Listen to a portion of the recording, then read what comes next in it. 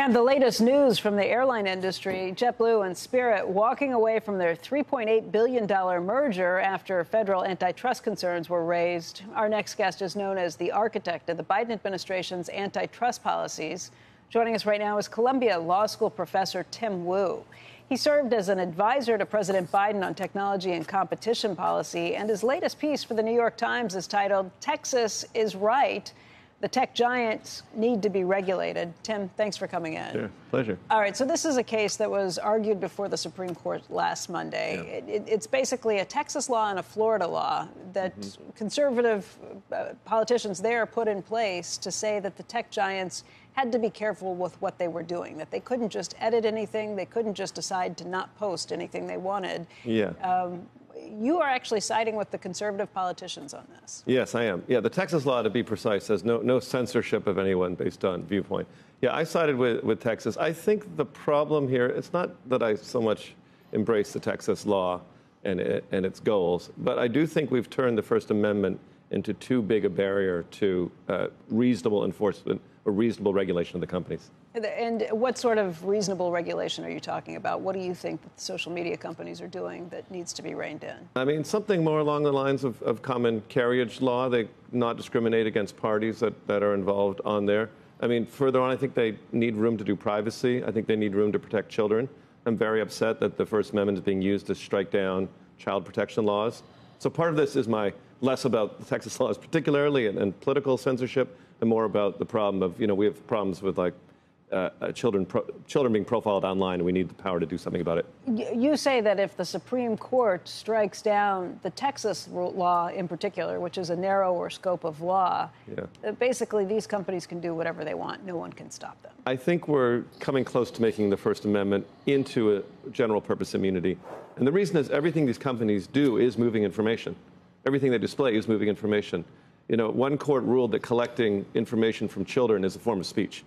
As you say that, then you just can't do anything about some of the serious concerns people have. Yeah. So where do you think the court may come down on this, just having watched, what was it, you said 4 hours? Yeah, it was a 4-hour argument. I think it's closer than people think. I think the facts are very unclear. The tech companies tried to get this thing struck down very broadly. They may send it back, or if they decided, I think they heard enough that, particularly the conservatives in this area, I think maybe interest a very narrow holding or remanding. Okay. Let's talk a little bit about antitrust issues. JetBlue and Spirit ended their deal yesterday, agreed to walk away from that $3.8 billion deal. But it was happening at the same time that we've seen about concerns about other antitrust issues moving forward. Maybe Albertsons is the biggest one to point to. Where do you think policy stands these days, and has it gotten too restrictive? Because if you ask anybody in the deal world, they will tell you they don't know that there's any deal they can bring that there are still deals, regulatory scrutiny. Yeah, I think the antitrust law is, where is it? It is trying to set out new rules of the game. And I think what the Justice Department and FTC are doing is the most obviously anti-competitive deals are not going to go through. There's deals that are still going through all the time. But these ones where they combine obvious competitors with the excuse that they're trying to take on, other companies, are just not going to go anywhere. The airline merger was a big victory for DOJ, I want to say. The first airline merger that's been blocked in history. This was such a minor pairing versus the ones that they've allowed to go through in the past. Yeah. And then if you look at the Albertsons deal, I mean, this is about grocery stores merging up when they've got giants like a Walmart, like an Amazon and Whole Foods that are out there every day making life tougher for them. So in some ways, it feels like you're going after the little guys to not allow them to compete with the scale of the big guys that already exist. We're going after the big guys, too. I should point out, or my former employer is going after the big guys.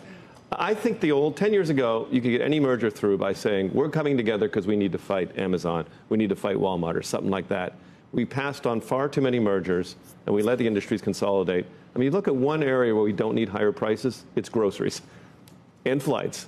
And, that excuse worked 10 years ago, but the results are in, and those industries just saw their prices go up and not much good happening for consumers. So I think that excuse no longer no longer so works. In certain industries, you're going to look at it and say there's nothing anyone can do to combine here that we will think actually is helpful to compete against the bigger players? No, I wouldn't go that far, but I would say that the excuse of we're going to give a pass to an anti-competitive merger just because they say, oh, we got to compete with this other big guy, so that's the reason we need to have 3 companies instead of 5 or whatever it is, or 4 to 3 or whatever. Sometimes that makes sense, especially when it's the smallest 2 that are combining. It may make sense in theory. The results is it shows that once there are 3 or 4, they tend to agree to cooperate on prices.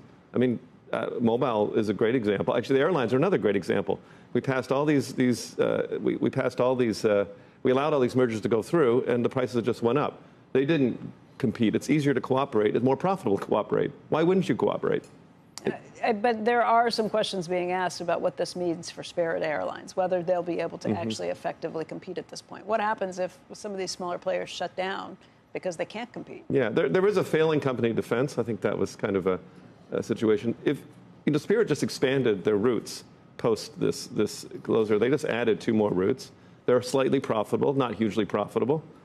I don't know. I think they're always going about how we're never going to survive and nothing will work. And then lo and behold, T-Mobile said, this is 10 years ago, oh, we can't survive, we're going to be gone. Now that they're the most successful mobile company. That's those are arguments for court. Yeah. But real arguments are different.